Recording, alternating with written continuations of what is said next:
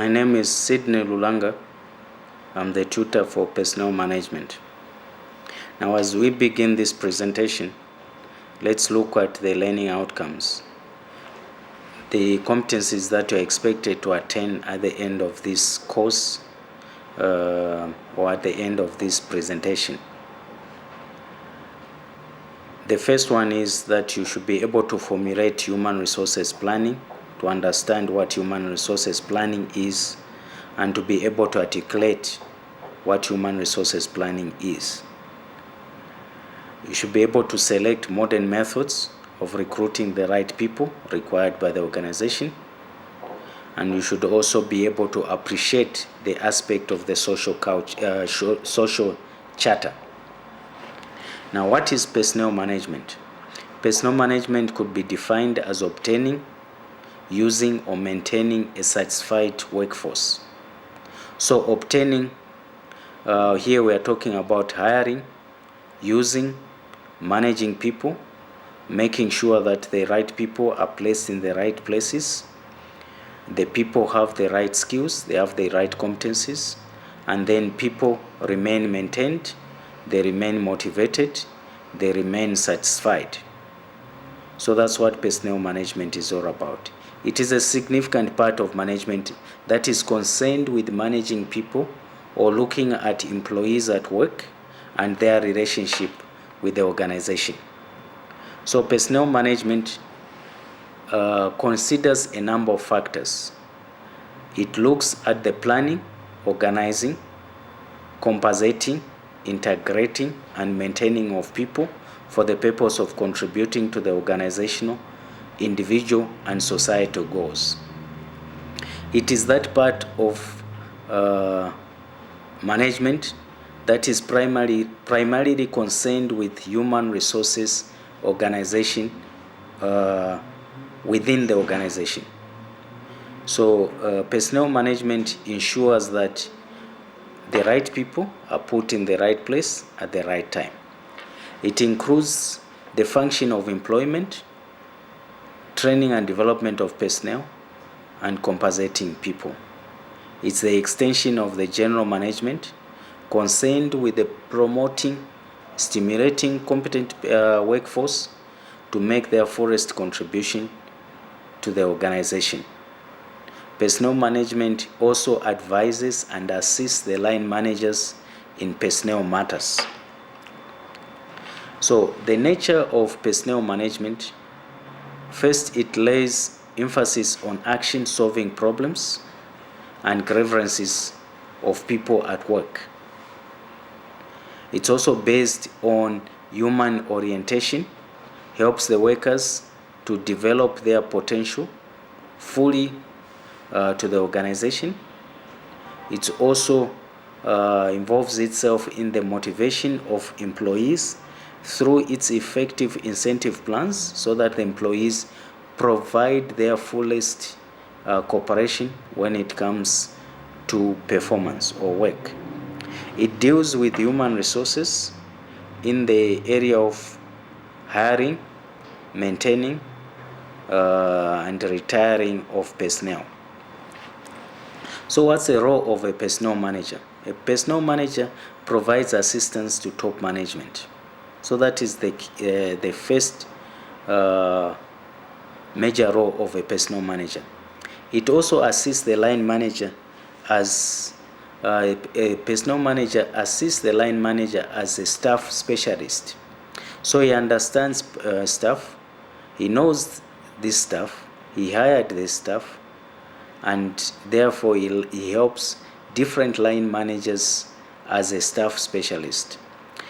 A personnel manager also acts as a counselor, one who attends to internal needs of employees. He also works as a guide, looks at the external needs of the employee. So he looks at the problems, challenges, grievances of employees and guides them properly.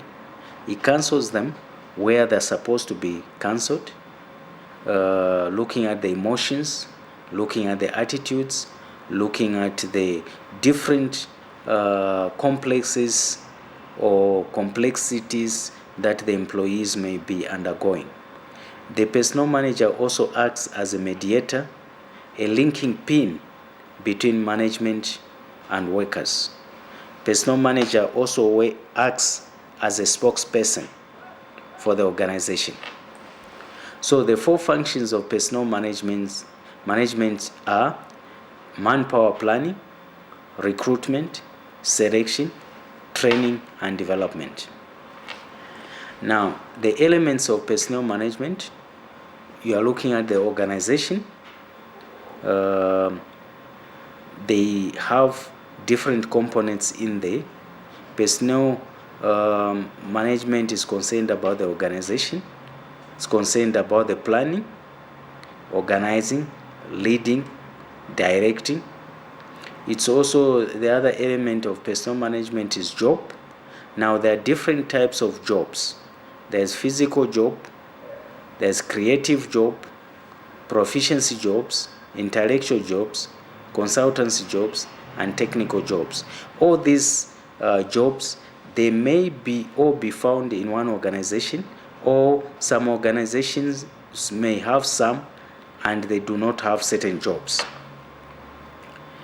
Now, elements of personnel management again, on the third point, it looks at people, whether people are physically fit to work, to carry out the job, whether the people are psychologically sound, whether they are socially fit, whether they have the educational competencies that they need. It also looks at the initiative and creativity on the side of the people. It looks at the intellectual aspects, the technical aspects, the proficiency, and the skills. Now, there are three major or basic relationships that we find in an organization. There's a relationship between the organization and the job that exists, the relationship between that particular job or the person who is carrying out that job and the organization. There's a relationship between the job and the people, and then the relationship between the people and the organization. Now, there are a number of factors that we need to look at when we are looking at personnel management. One of them is job analysis. Job analysis is a primary tool that we find in personnel management. Job analysis is used to gather, synthesize, implement the information available regarding the workforce in the organization. Job analysis helps the organization to put the right person on the right job. So job analysis, there are certain two outcomes of job analysis. The first one is the job description, and the second one is job specification. In job description, what we find is an organized, factual statement of job contents in form of duties and responsibilities of a specific job. Job description is very important because we need to have or to understand the job description before a vacancy is advertised. It tells in brief the nature and type of job. Job description is descriptive in nature as from the word itself, and it constitutes all those factors that are related to the job. Now, job specification is a statement which tells us the minimum acceptable human qualities which helps to perform a job. Job specification translates the job description in human qualifications so that a job can be performed in a better manner. It helps in hiring an appropriate person for an appropriate position.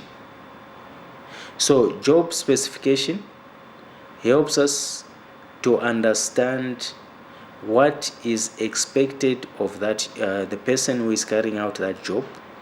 It helps in hiring the person, and therefore from the job analysis we see these two outcomes of a job description and job specification. They help us in understanding or appreciating job analysis. Now let's look at performance appraisal. Performance appraisal is the systematic evaluation of the performance of employees. It helps in understanding the abilities of the person for further growth and development. Performance appraisal is an investment for the organization. Now, what are some of the advantages of performance appraisal? One is through performance appraisal, we are able to identify who is performing and who is not performing. And therefore, performance appraisal helps us in the area of promoting or recognizing those who are performing and appreciating them, and also recognizing those who are not performing and recognizing them. So for those who are performing, mostly there's promotion, and for those who are not performing, there's demotion. There's also compensation, appreciating those who are performing or for the work that is being done. Performance appraisal also helps us in identifying the employee needs in the areas of development and the training. It also helps in validating selection. Performance appraisal also helps in communication and also motivation. So performance appraisal tools and techniques. There are a number of tools and techniques that are used in performance appraisal. There's the first one, the older ones, ranking method. There's also paired comparison, forced distribution, confidential report, essay evaluation, critical incident, and checklists. These different appraisal tools and techniques that could be used in realizing performance appraisal. Okay. There's also the graphic rating scale, bars, forced choice method, management by objectives. There is, which could be also be contrasted by management by walking around. There's also field review technique and performance test. Now, there are certain biases about performance appraisal. Performance appraisal meets certain challenges. So the first impression, for example, it matters, or it has a lasting experience.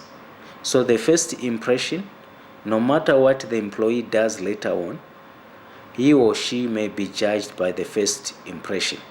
So performance appraisal, that's one of the biases. There's also the halo effect, the horn effect, and also the excessive stiffness or leniency, central tendencies, personal biases, spillover effect, recency effect. Now, all these biases, they tend to spoil on the side of the performance appraisal. For example, certain employees or certain employers will have a certain impression of the employees, and if they are convinced this employee is hardworking, they will keep that perspective or that belief about the employee. And if the employee, they are convinced that this employee is not performing, no matter what that employee does, it just remains that way. Then you can look at those different biases, try to understand them. Okay, and then personnel management functions. Personnel management involves two categories of function. Okay, the first one is operative function, which looks at procurement, development, compensating, utilizing, maintaining. Okay, and then the second management function is the managerial function, which looks at planning, organizing, coordinating, directing, and controlling.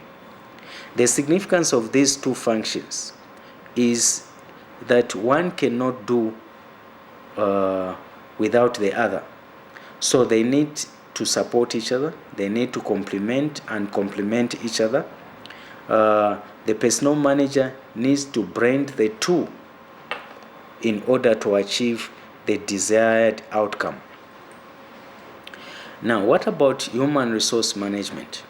Human resource management can be described in two ways. There's strategic and then proactive. Okay. Now, strategic human resource is mostly planning human resource, ensuring that you have the right people in the right place at the right time. You maintain these people. Even when they leave with a lot of joy. So what we are looking at here is that personnel is planned, personnel is maintained, and personnel, there's no excessive personnel and there's no less personnel. Proactive is ensuring that these people are maintained, the organizational culture is disseminated, information, for example, the goals, objectives, mission and vision of the organization is explained to the employees. Employees are engaged in their own work. Now, the difference between human resource management and personnel management. Human resource management is mostly proactive in nature. It's not only concerned with the present organizational conditions, but foresees future necessities and acts appropriately and accordingly. So human resources is also resource-centered activity.